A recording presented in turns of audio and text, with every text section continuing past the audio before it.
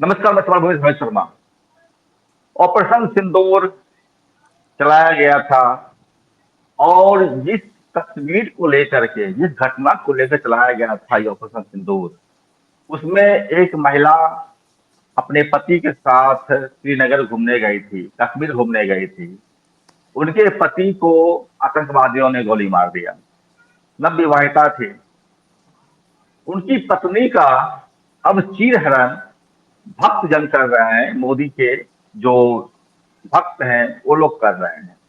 उनके पति को पहले तो आतंकवादियों ने मार दिया, अब उसकी पत्नी का चीरहरण जो है यहाँ के भक्त कर रहे हैं, जो मोदी भक्त हैं, भाजपा के समर्थक है।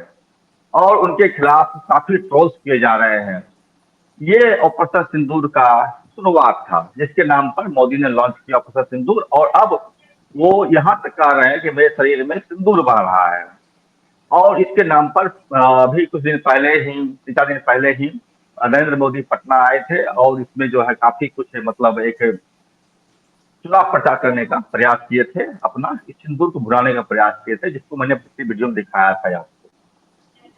अब चीजें सिंदूर के तहत जो किया गया था, उसको 2 या 3 दिन का एक अटैक था, पाकिस्तान के ऊपर किया गया था। उसमें काफी नुकसान की बात भी अब धीरे धीरे सामने आ रही है। 2 दिन 3 दिन के अंदर ही जो है चीज फायर हो जाता है।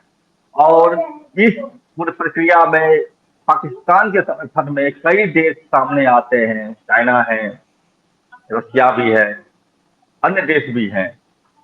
यहाँ तक कि भारत पर साइबर अटैक करने में बांग्लादेश के लोग भी शामिल हो जाते हैं। लेकिन भारत के समर्थन में पूरी दुनिया से एक भी आवाज नहीं उठती है। एक भी व्यक्ति, एक भी देश ने नहीं कहा कि भारत का समर्थन करना चाहिए। और परिणाम ये हुआ कि नरेंद्र मोदी ने 30-32 आदमी का टीम बना करके विदेश में प्रचार करने के लिए भेजा है कि भारत का प्रचार करके बताइए कि भारत क्या स्थिति है। इससे दिखाई पड़ता है कि नरेंद्र मोदी जो पिछले 11 साल से पूरी दुनिया में चक्कर की तरह काटते रहे, उपग्रह की तरह घूमते रहे हैं, उसका प्रभाव क्या पड़ा है। एक भी व्यक्ति, एक भी कंट्री भारत के समर्थन में नहीं रहा है। बहरहाल हम आज इस विचार चर्चा करेंगे कि ऑपरेशन सिंदूर के क्या फायदे रहे, क्या नुकसान रहे, और इसमें भारत कहाँ एग्जिस्ट कर रहा है, मोदी कहाँ एग्जिस्ट कर रहे हैं, इस देश की जनता कहाँ एग्जिस्ट कर रही है। मेरे साथ हैं सुब्रत चौधरी जी। और जैसा कि आप जानते हैं, मैंने बार बताया आपको, ये अंतर्राष्ट्रीय राजनीति पर गहरी पकड़ रखते हैं। तो हम सीधा उन्हीं से जानते हैं ऑपरेशन सिंदूर के बारे में। सुब्रत जी, बहुत बहुत स्वागत है समर भूमि में आपका। धन्यवाद आपका दर्शकों का। जी, शुक्रिया आपका। ये सुब्रत जी, आप बताएं हमको कि ऑपरेशन सिंदूर का शुरुआत कैसे हुआ और क्या उसका फलाहार हुआ। देखिए, एट द ऑनसेट शुरुआत में एक बात बताना जरूरी है कि पहलगाम की घटना जो हुई वो दरअसल पुलवामा पार्ट 2 था। जी। आज तक पुलवामा के दोषियों को हम पकड़ नहीं सके। पुलवामा के दोषी के साथ जो डीएसपी ट्रैवल कर रहा था, देविंदर सिंह, उसे दिल्ली पुलिस ने छोड़ दिया क्योंकि राज खुलने के डर थे। और पहलगाम में तो उससे भी एक कदम हम आगे बढ़ गए, क्योंकि पहलगाम के आतंकियों को की ये कहते हैं, सरकार कहती है कि पहचान कर ली गई है। उसके बाद 3 दिन का ऑपरेशन सो कॉल्ड सिंदूर भी चला, लेकिन उन आतंकियों के पकड़े या मारे जाने की कोई भी सूचना अभी तक नहीं है। दूसरी बात यह है कि जिस जम्मू कश्मीर से के दौरे से मोदी जी डर के भाग गए थे, इंटेलिजेंस यूनिट इनपुट के आधार पर जहां आतंकी हमला होने की बात थी, वहां से गृह मंत्री अमित शाह के कहने पर और जम्मू कश्मीर के गवर्नर के कहने पर सुरक्षा बलों को हटा दिया घाटी से। तीसरी बात यह है कि आज तक भी भारत में जो आतंकी वारदात हुई है वो हमेशा सुरक्षा बलों को निशाना बनाकर किया गया है और सिविलियंस को निशाना कभी नहीं बनाया गया। चौथी बात यह है कि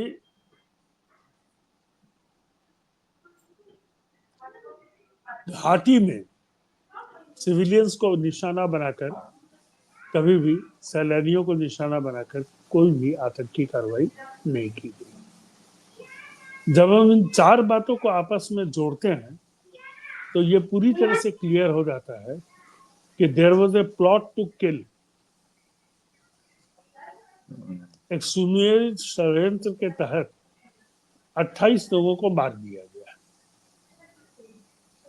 जिनमें से 27 भारतीय थे, एक नेपाली नागरिक था।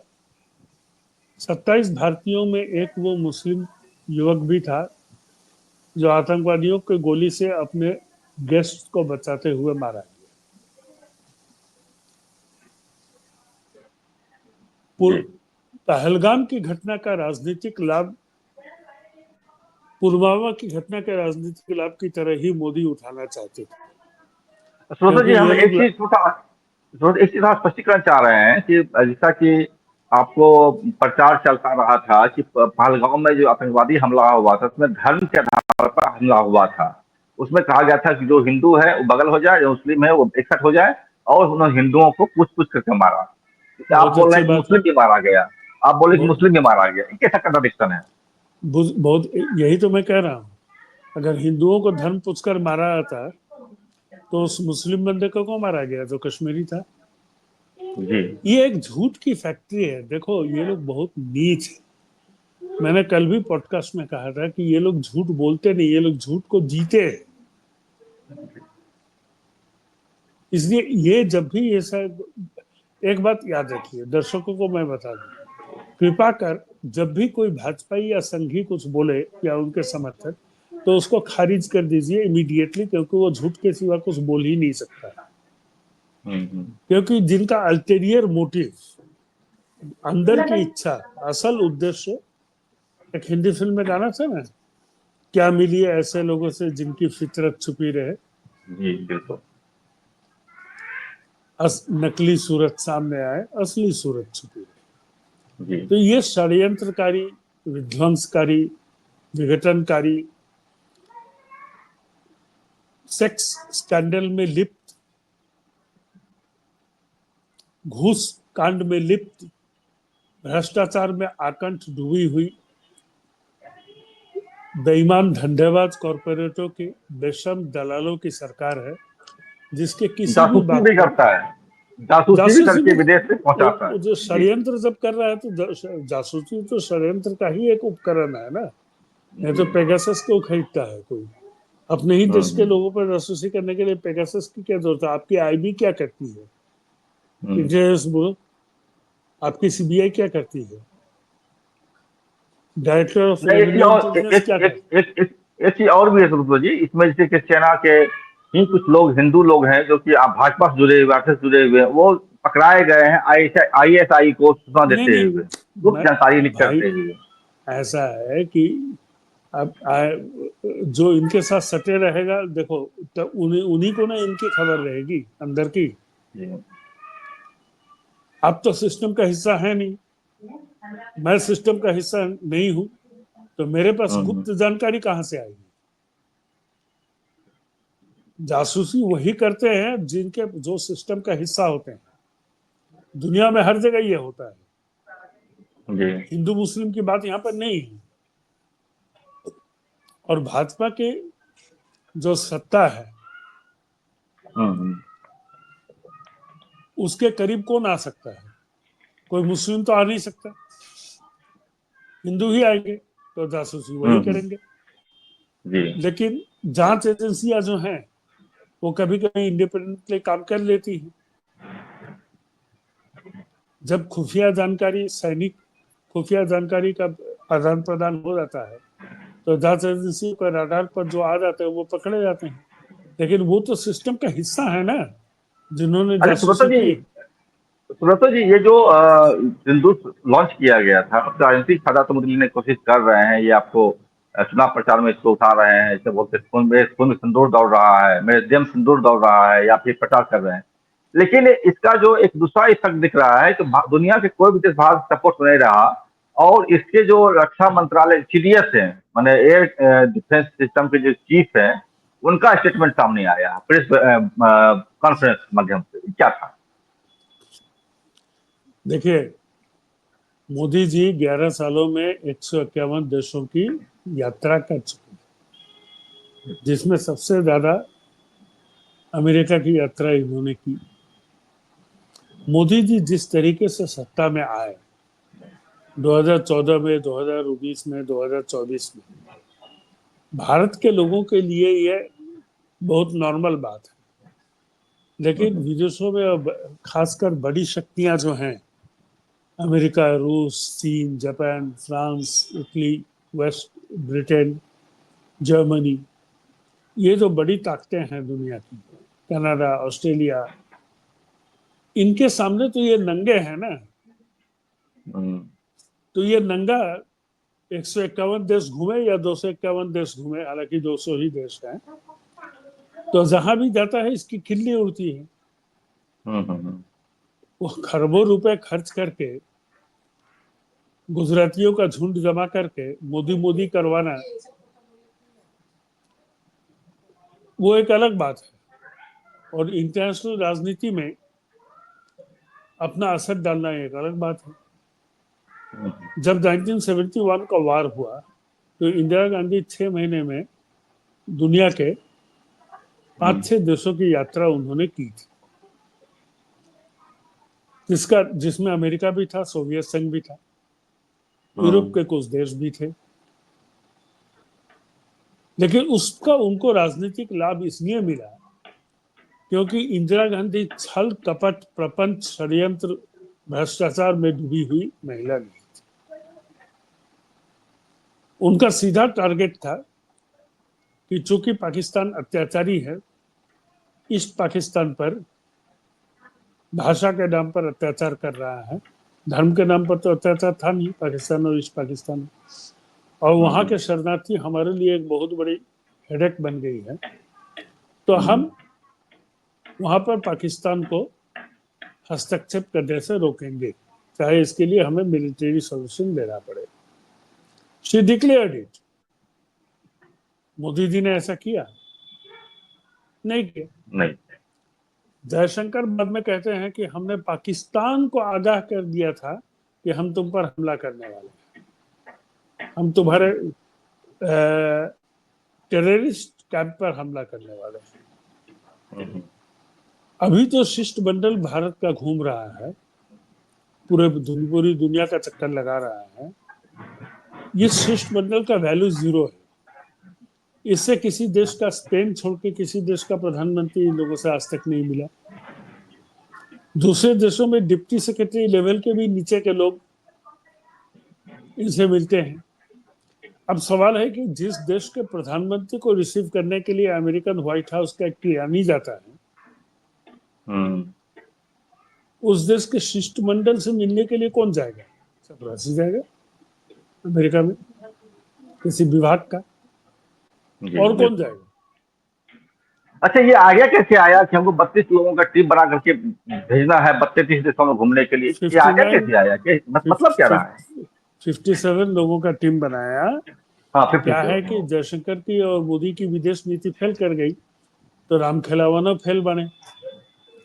बिहार के गांव में एक कहावत है ना, हम लोग बचपन में स्कूल से लौट रहे थे, गर्मियों की छुट्टी होने वाली थी, मैट्रिक का रिजल्ट निकला हुआ था, ठीक है। तो हम लोग तो बच्चे बच्चे थे उस समय, दूसरी तीसरी क्लास में पढ़ते थे। तो कभी एक फर्लांग आगे एक सीनियर लड़का जा रहा था, तो स्कूल से मेरे घर के बीच में एक आम का बगीचा था, वो शॉर्टकट था, तो हम लोग उधर से जाते थे। ये दर्शकों के लिए इंटरेस्टिंग कहानी है, याद रखेंगे सालों। तो गांव में जो होता है, आम के गाछ के नीचे कुछ लखड़ा बैठे हुए थे, ताश खेल रहे थे, गांजा पी रहे थे। तो हमारे सामने जो लड़का जा रहा था, उस दिन मैट्रिक का रिजल्ट निकला था, बिहार बोर्ड का। तो उसको पूछा, रे रामचरित्र का भाई लो, मैंने तुम्हारे पास किए कि फेल किए? वो लखड़ा लोग पूछा रामचरित्र को। अब रामचरित्र का जवाब सुनो। उसका जवाब है, ये नहीं कह रहा है कि हम पास हुए या फेल हुए। वो कहता है राम खिलावनो फेल बाड़े।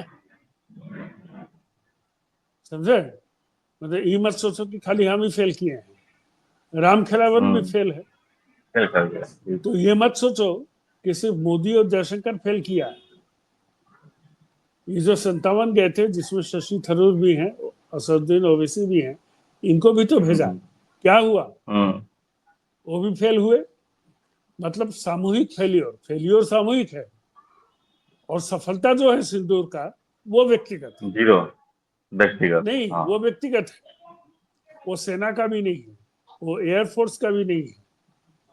वो एयरफोर्स का ड्रेस पहनकर, हाथ में हेलमेट लगाकर, जैसे राफेल चलाने के लिए मोदी जी खुद ही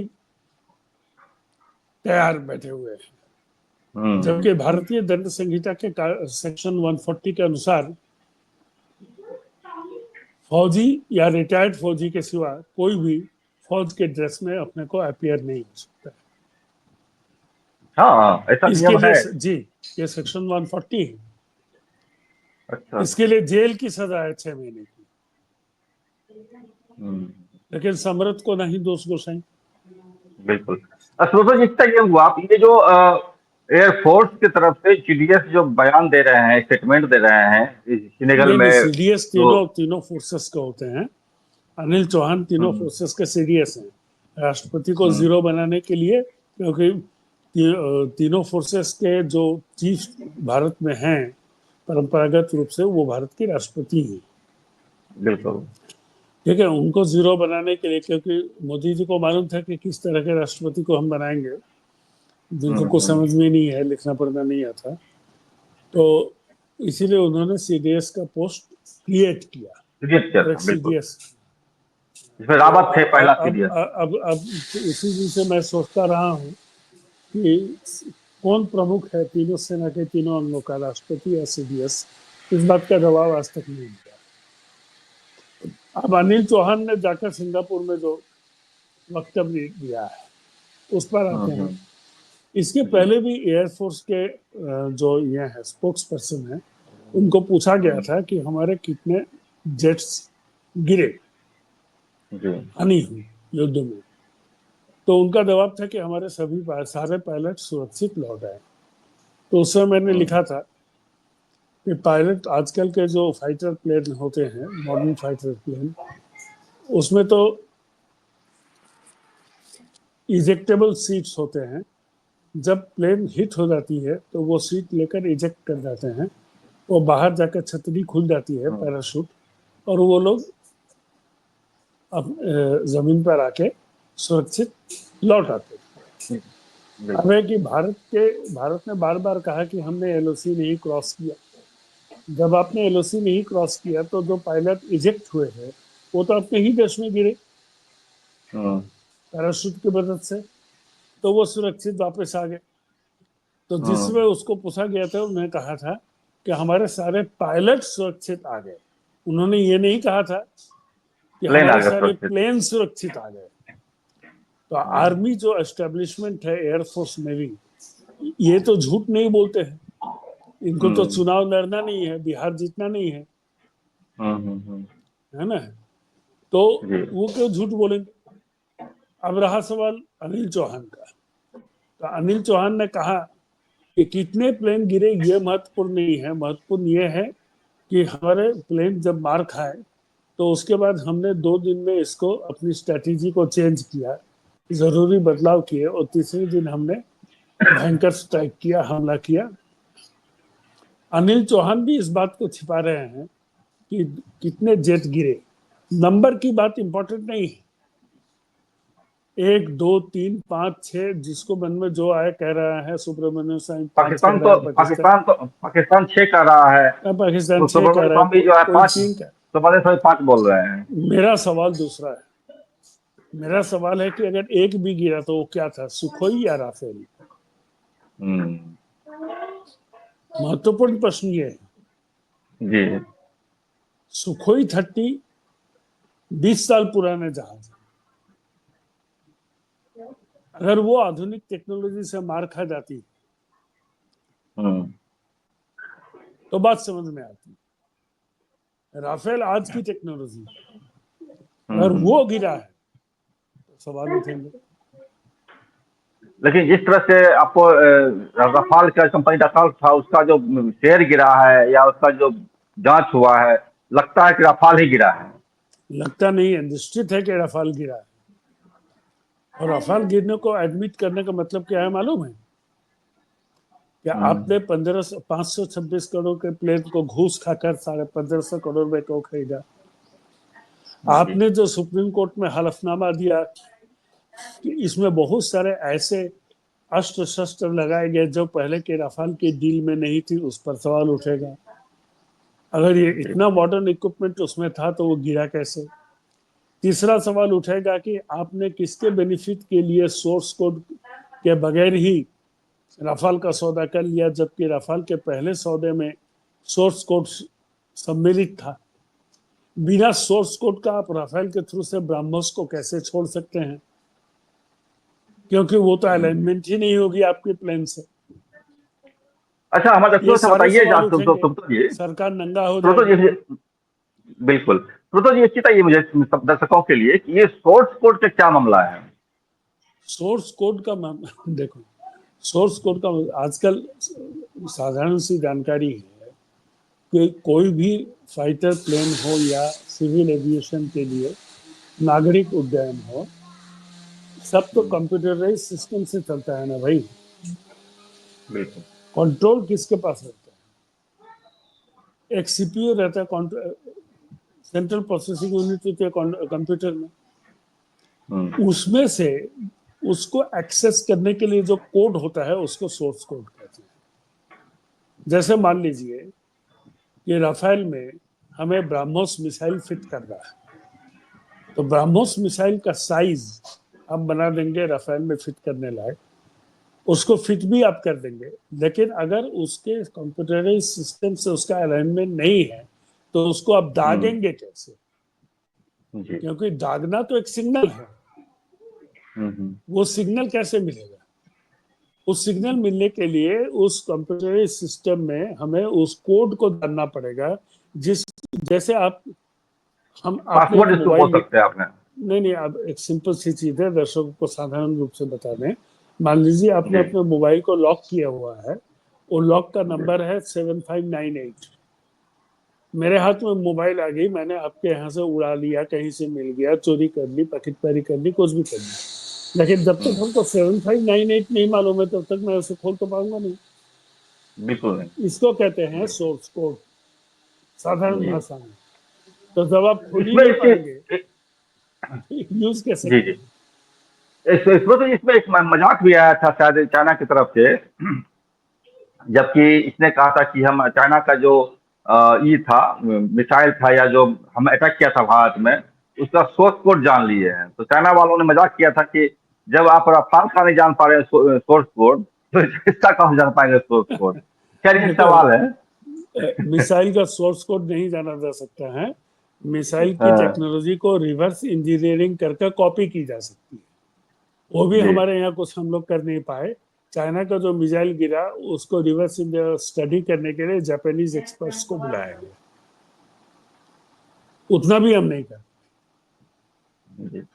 सुब्रतो जी, एक ही बताइए कि जो रफाल लाने गया था, जयशंकर गए थे या जो भी गए, राजनाथ गए थे उस समय में, उसे बहुत सारा प्रचार टीवी पर आया था कि राजनाथ ने रफाल के में नींबू नींबू मिर्चा, मिर्ची, हाँ, हाँ, तो ये लगाए लोग थे। वही करेंगे। अब पंडित से पूजा भी करवाए थे, तो क्या मैंने पंडित का पूजा और नींबू मिर्ची काम नहीं आया।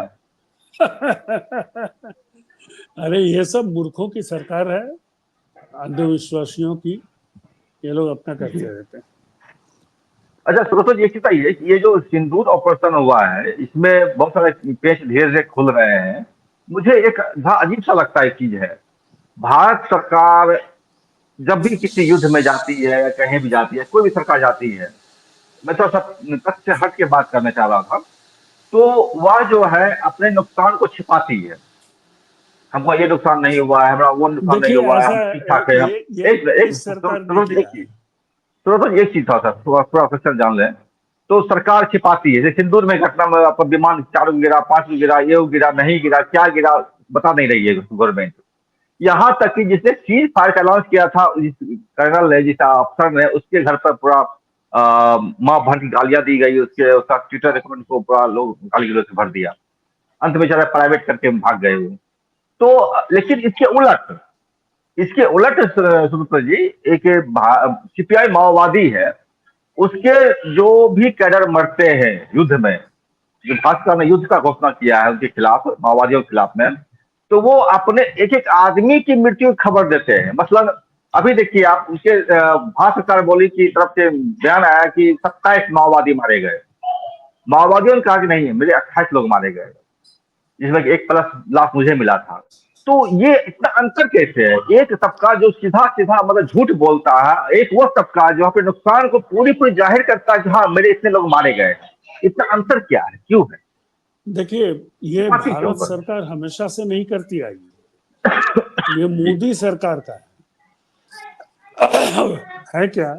मोदी अपने को अविनाशी के रूप में स्थापित करना चाहता है। अब जो अविनाशी है उसको तो हानि हो नहीं सकती, जबकि रियलिटी ये है कि युद्ध में तो हानि दोनों पक्षों की होती है। जिसकी जी। ज्यादा हानि होती है वो हार जाता है, जिसकी कम हानि होती है वो जीत जाता है। और वॉरफेयर की स्ट्रेटेजी है to minimise the loss and to maximise the effect. यही तो युद्ध है कि अपनी हानि को कितने कम से कम रखा जाए और दूसरे को ज्यादा से ज्यादा क्षति पहुंचाई जाए। ये युद्ध है। शुरुआती दिनों से युद्ध का यही तो टेक्नोलॉजी डेवलप हुआ है। इसके चलते तो इतनी बिल्कुल। टेक्नोलॉजी है। और क्या है? अच्छा, इस सवाल पर हम अलग से एक अब एपिसोड जो करेंगे। जो इस आपका सवाल पर हम अलग। नक्सल लोग हैं, जी। उनके लिए तो 27 या 28, उनकी नजर में तो सारे शहीद हैं। वो तो देश के लिए लड़े, अपनी जमीन के लिए लड़े, जनता के लिए लड़े और मारे गए। तो छिपाना क्या है इसमें? ये सरकार छिपाती है। क्या कारगिल में कितने भारतीय जवान मरे थे वाजपेयी जी की सरकार ने छिपाया था? नहीं छिपाया था। 71 में कितने मारे गए किसी ने छिपाया था? नहीं छिपाया था। इनको छिपाने की जरूरत क्यों पड़ी? सवाल ये है। इनको छुपाने की जरूरत दो कारणों से पड़ी। एक तो यह एडमिट करने से कि हमारे 3 या 5 राफेल गिरे, तो राफेल दलाली में आपने कितना घूस लिया, इस पर चर्चा शुरू हो जाएगी। जी। पहली बात ये। और यही मेन कारण था, क्योंकि सैनिक तो हताहत हुए नहीं दोनों तरफ में से। एयर स्ट्राइक आपने किया था ना। बॉर्डर पर तोप के गोले चलना ये तो आम बात है। वो एक लेवल के बाद जान लेता है। शुरू जी। में तो दोनों अपने अपने पोस्ट में बैठ के एक दूसरे को एंगेज करते हैं। जी बिल्कुल। दूरी शायद 10 किलोमीटर की होती है, 20 किलोमीटर की होती है। उसमें सैनिक हता जब आमने सामने आ जाते हैं तभी ना सैनिक हताहत होते हैं। वो तो हुए नहीं, इसलिए उसमें छिपाने की कोई बात नहीं। इसमें छिपाने की बात सिर्फ और सिर्फ राफेल का था, इसलिए कि राफेल में आपने घूस लिया था, आपने भ्रष्टाचार अच्छा। किया था, आपने अच्छा, अभी दलाली एक और खाई खबर। थी।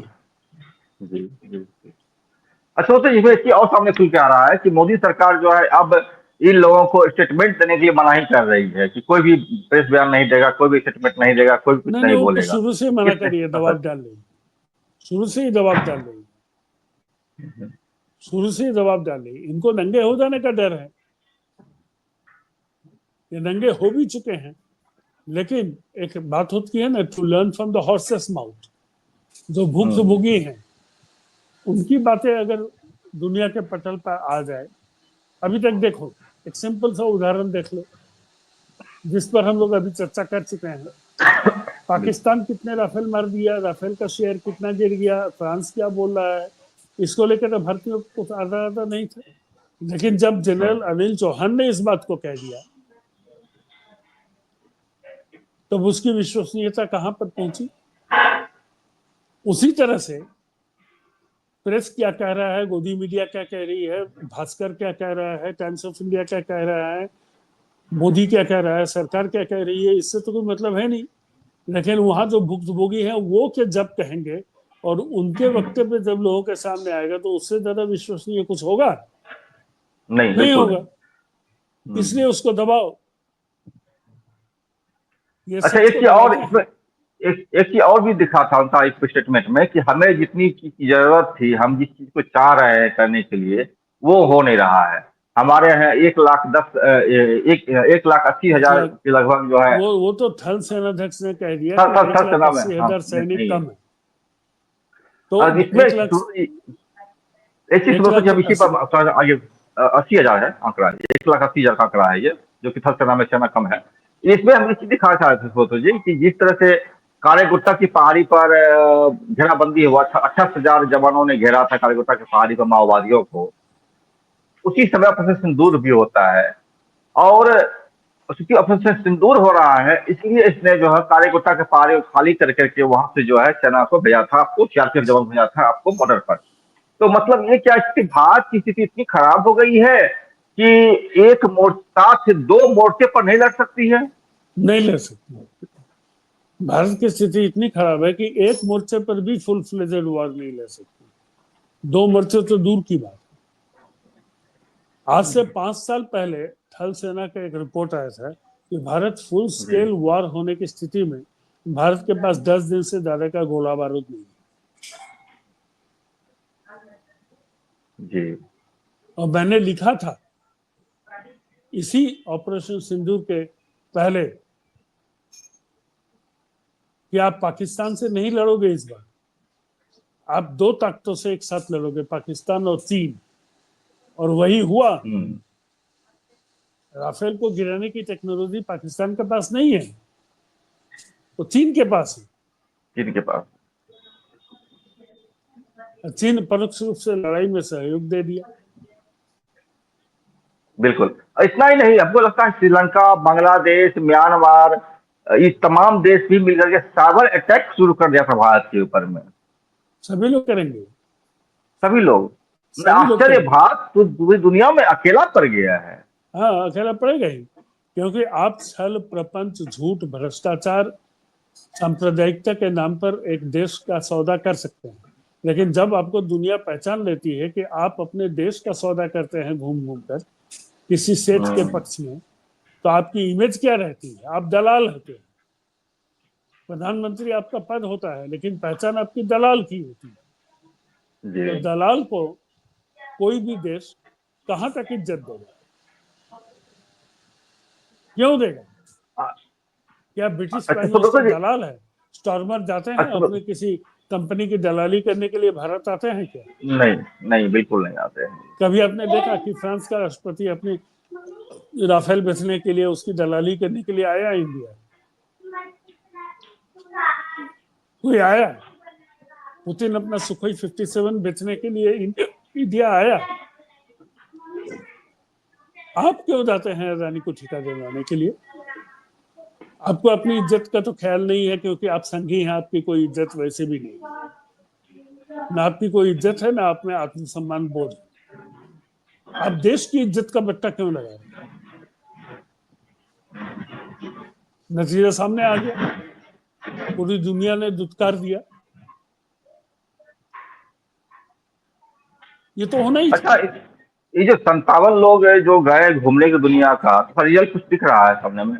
अरे ये सब इको टूरिज्म है, ये सब कुछ नहीं, कोई रिजल्ट नहीं। बिल्कुल। इनको सबसे कोई लास्ट सवाल मेरा रहेगा आपसे, मेरा लास्ट सवाल रहेगा आपसे, ये सिंदूर ऑपरेशन के क्या फायदे और क्या नुकसान मोदी सरकार को होने जा रहा है, देश को होने जा रहा है, सब संक्षेप में 2 लाइन बता दीजिए थोड़ा। देखिए, सिंदूर दर्शकों ऑपरेशन को। से सबसे बड़ा नुकसान मोदी सरकार को ही हुआ। Military expediency and political expediency are always counter productive, इसको हमेशा याद रखिएगा। एक्सपीडियंसी का मतलब होता है अतिवादी स्टैंड।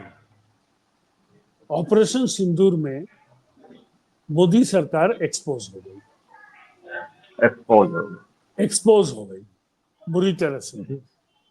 सवाल, पहलगाम हमला क्यों हुआ? इसको छिपाने के लिए ऑपरेशन सिंदूर किया गया।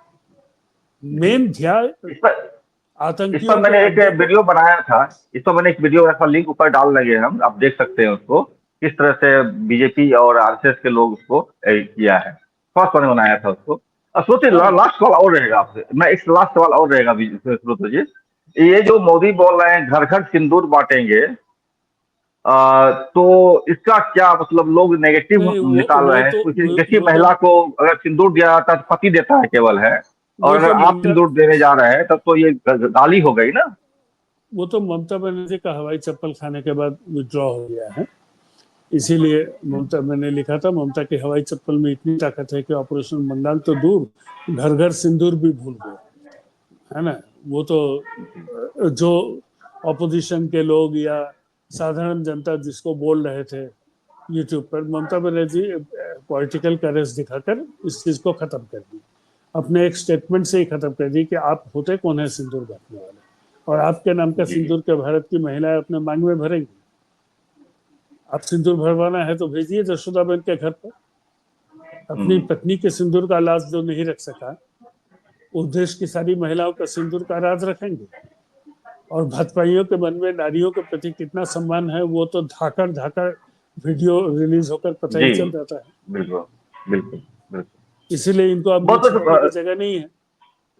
बहुत ही शुक्रिया सुब्रतो जी, आपने अच्छी जानकारी दी। और सिंदूर के नाम पर जिस तरह से मोदी सरकार पूरी तरह से एक्सपोज हो गई है, इसको आपने अच्छी तरह से बताया है। बहरहाल तो समझना चाहेंगे कि ये जो पूरी तरह से झूठ पर टिकी हुई सरकार है, झूठ झूठ पर जीती हुई सरकार है, जो झूठ को ही जी रही है, इनके इस फलसफे को ध्यान रखा जाए और किस तरह से केवल सत्ता कब्जा पर कब्जा करने के लिए भारत की न्यायपालिका से लेकर के तमाम व्यवस्थापिका तक, और यहाँ तक सेना का भी इस्तेमाल कर करके जो है वोट पाने की कोशिश कर रही है। चुनाव आयोग तो पहले से ही उस पर कब्जा कर रखा है।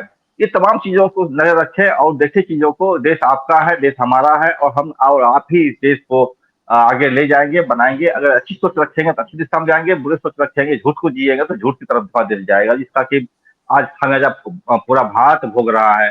दुनिया फंस रही है हमारे देश के ऊपर में, हमारे लोगों पर। हमारे लोगों को हथकड़ी पहना करके अमेरिका ने लाकर पटक दिया देश में। वहीं नेपाल के लोगों को बचाता चार्टर विमान ला करके पहुंचाया था नेपाल में। ये भी चीजें दिखती है कि आपकी इज्जत दुनिया की निगाह में किस तरह से है। और सुब्रत जी, बहुत बहुत शुक्रिया आपका, अपनी जानकारी दिया, वक्त निकाला आपने हमारे लिए, दर्शकों के लिए जानकारी दी। और दर्शकों कहना चाहेंगे कि आप चैनल को लाइक कीजिए, सब्सक्राइब कीजिए, शेयर कीजिए, और कोई सुझाव अगर हो हमको दीजिए। अच्छा हाँ, एक चीज और दर्शकों को बताना चाहेंगे कि आप लगातार फोन नंबर मांग रहे हैं या कुछ कॉन्टेक्ट करना चाह रहे हैं अगर है, तो उसके लिए थोड़ा असुविधाएं चल रही है। हम इसको जल्दी ही एडजस्ट करने की कोशिश करेंगे ताकि हम दर्शकों के साथ में सीधा सीधा मैंने वार्तालाप को और ज्यादा नजदीक बना सके। बहुत बहुत शुक्रिया आपका, बहुत बहुत शुक्रिया सुब्रतो जी। नमस्कार। धन्यवाद, धन्यवाद।